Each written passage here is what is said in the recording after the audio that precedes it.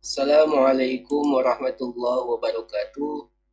Kembali dengan saya Abdul Muhi.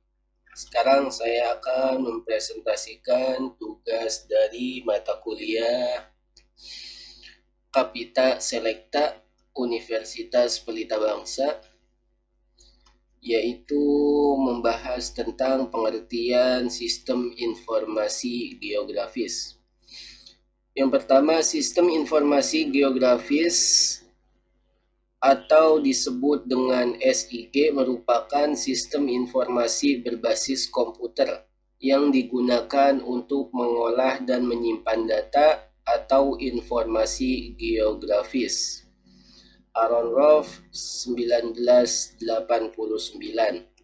Secara umum SIG ini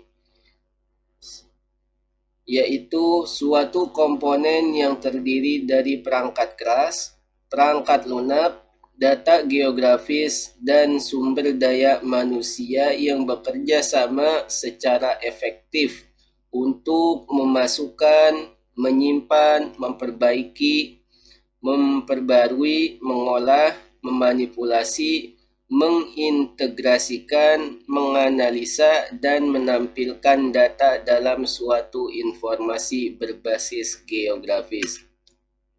SIG ini mempunyai kemampuan untuk menghubungkan berbagai data pada suatu titik tertentu di bumi, menggabungkannya, menganalisa, dan akhirnya memetakan hasilnya. Data yang akan diolah pada SIG ini merupakan data spesial, yaitu sebuah data yang berorientasi geografis dan merupakan lokasi yang memiliki sistem koordinat tertentu sebagai dasar referensinya, sehingga aplikasi SIG ini dapat mempunyai komponen-komponen sebagai berikut. Yang pertama ada software, hardware, sumber daya manusia, dan data yang dikumpulkannya. Yang pertama, hardware atau perangkat keras. SIG ini membutuhkan hardware atau perangkat komputer yang memiliki spesifikasi lebih tinggi dibandingkan dengan sistem informasi lainnya. Untuk apa? Untuk menjalankan software-software SIG seperti kapasitas memori atau RAM, hard disk, prosesor, serta VGA card. Hal tersebut disebabkan karena data-data yang digunakan dalam SIG ini, baik data vektor maupun data raster, penyimpanannya membutuhkan ruang yang besar, dan dalam proses analisanya membutuhkan memori yang besar dan prosesor yang cepat.